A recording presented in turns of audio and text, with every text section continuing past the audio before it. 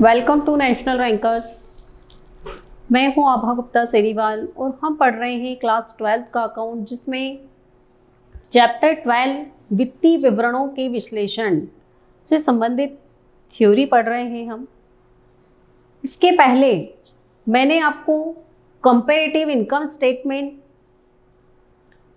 उसका फॉर्मेट और comparative balance sheet और उसका फॉर्मेट बताया कि कंपैरेटिव बैलेंस शीट हमें किस तरह से बनाना चाहिए, कंपैरेटिव इनकम स्टेटमेंट किस तरह से बनाया जाता है। अब हम पढ़ेंगे समान आकार के विवरण। समान आकार के विवरण जिसमें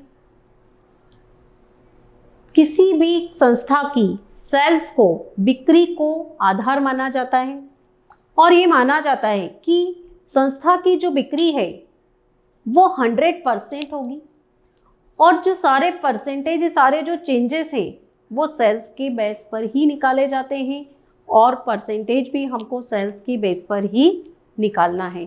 अर्थात इसमें जो सेल्स होती है उसको 100 माना जाता है और उसी से परसेंटेज कैलकुलेट किया जाता है।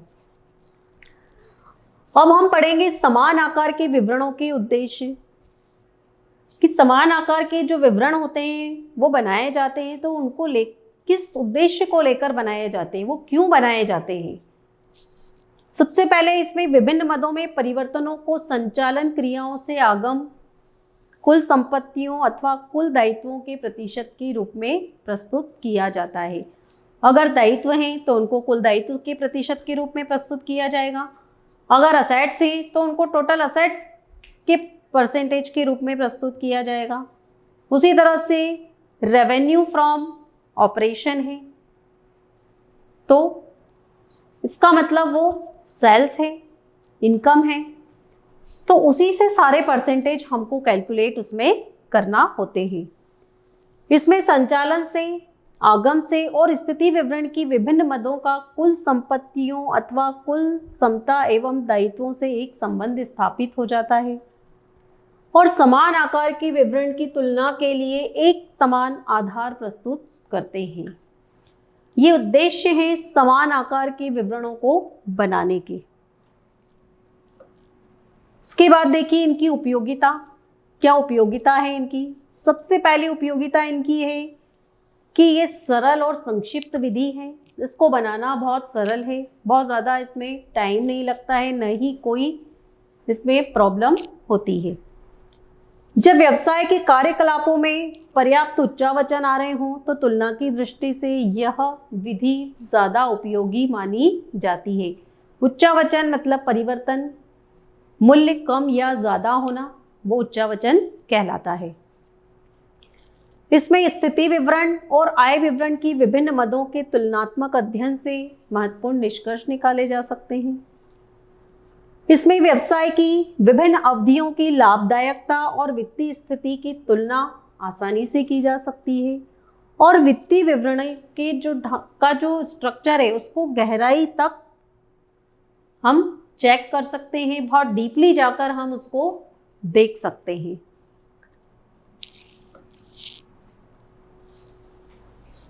विवरण को प्रतिशत में बदलने के लिए कुछ फार्मूलेज हैं, देखिए आप।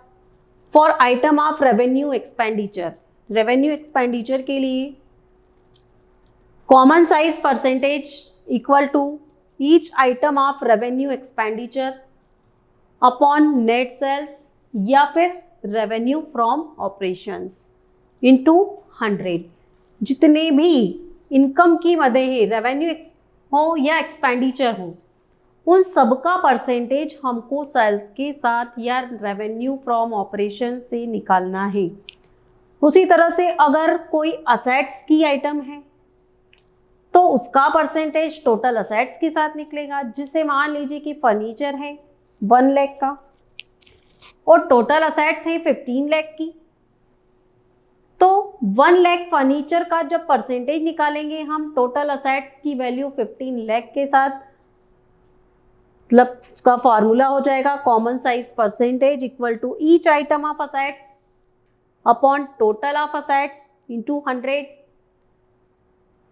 सपोज फर्नीचर की हमको निकालना है परसेंटेज, तो यहाँ पर हम फर्नीचर की वैल्यू लिख देंगे 1 लाख अपॉन में टोटल असेट्स की value 15 lakh into 100।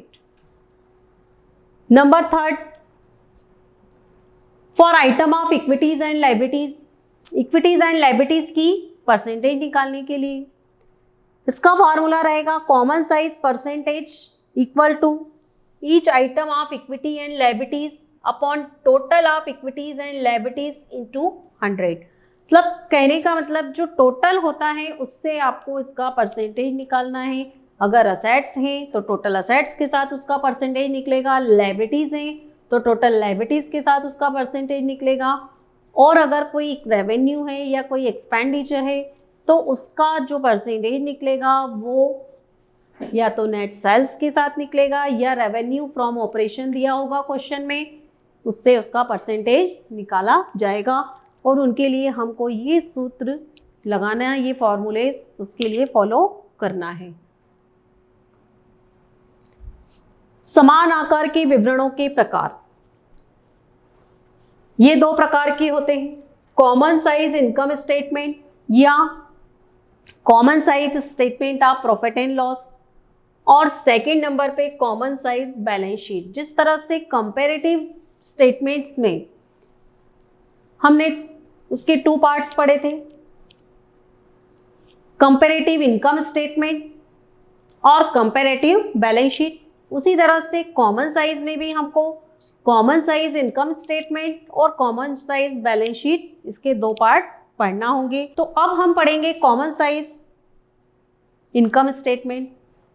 Common size आय विवरण या इनकम स्टेटमेंट किस तरीके से बनाया जाता है और उसमें क्या लिखा जाता है।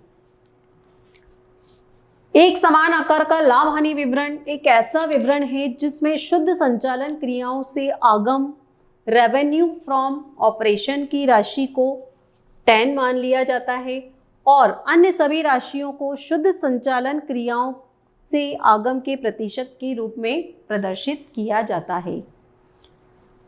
यह विवरण उपक्रम के 2 या अधिक अवधियों की आय और व्ययों के रिलेटिव मतलब सापेक्षिक महत्व को दर्शाता है और उनकी तुलना करने में सहायक होता है।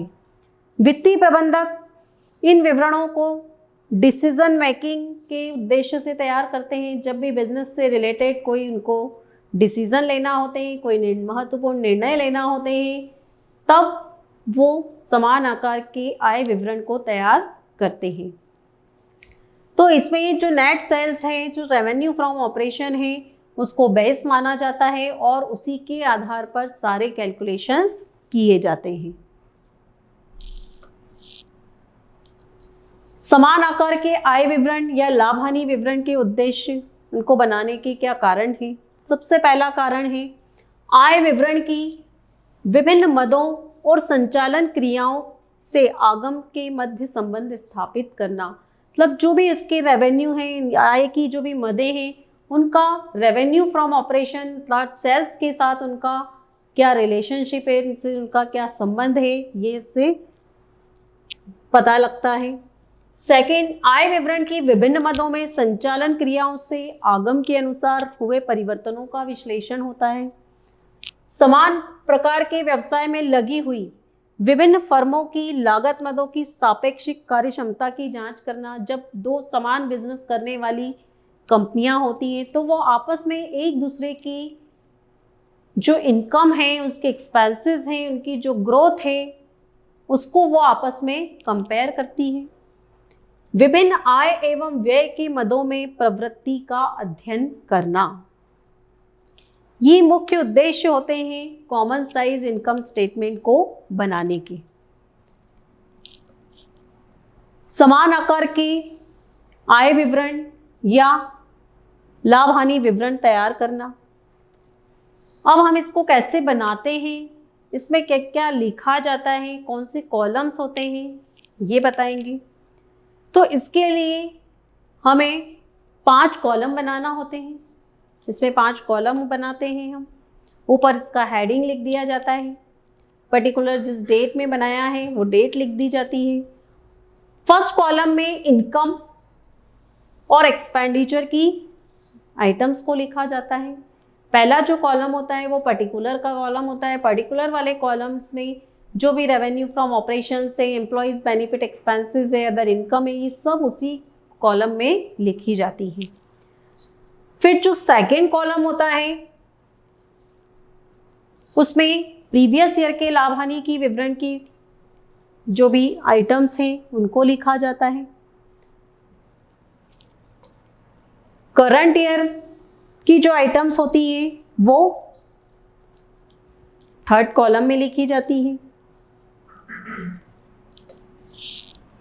फोर्थ कॉलम में उसको रेवेन्यू फ्रॉम ऑपरेशन से परसेंटेज को दिखाया जाता है। इसके लिए पिछले वर्ष के संचालन क्रियाओं से आगम को 100 माना जाता है, मतलब 100 मानकर आपको उसका परसेंटेज निकालना है सेल्स को बेस मानकर। और सेल्स हम ये मानेंगे कि किसी भी कंपनी की जो सेल्स थी वो 100% थी। फिफ्थ कॉलम जो होता है, पांचवा कॉलम, उसमें चालू वर्ष के संचालन क्रियाओं से आगम रेवेन्यू फ्रॉम ऑपरेशन से परसेंटेज को दिखाया जाता है। इसके लिए इनको भी जो संचालन क्रियाओं से आगम है, रेवेन्यू है, उनको भी 100 माना जाता है। मतलब कहने का ये कि समान आकार की जो कंपैरेटिव स्टडी की जाती है, समान आकार के जो आय विवरण बनाए जाते हैं वो एक या एक से अधिक फर्मों के आंकड़ों में विभिन्न वर्षों की तुलना दिखाने के लिए बनाए जाते हैं, उनकी तुलना की जाती है। जैसे मान लीजिए कि एम लिमिटेड है और एन लिमिटेड है, उनके 2019 के डाटा हमको अवेलेबल हैं, तो हम दोनों के बीच की कंपैरेटिव स्टडी करेंगे कि इनकी जो रेवेन्यू फ्रॉम ऑपरेशन है उसका क्या परसेंटेज था। वैसे रेवेन्यू फ्रॉम ऑपरेशन तो हमें 100 मानना है, तो वो तो 100% ही रहेगा। अदर इनकम का क्या परसेंटेज था, टोटल इनकम क्या है, उसके बाद जो एक्सपेंसेस हैं उनका क्या परसेंटेज है, नेट प्रॉफिट जो है वो कितने परसेंटेज से इंक्रीज़ हुआ है या डिक्रीज़ हुआ है, दोनों का सेम है या उन दोनों में कोई फ्लक्चुएशन है, कोई अंतर है, ये हमको कॉमन साइज इनकम स्टेटमेंट की स्टडी से पता लगता है। अब इसके बाद हम अपने अगले वीडियो में आपको बताएंगे इसका फॉर्मेट किस तरह से बनता है और हमें उसमें क्या क्या आइटम्स लिखना है। Thank you.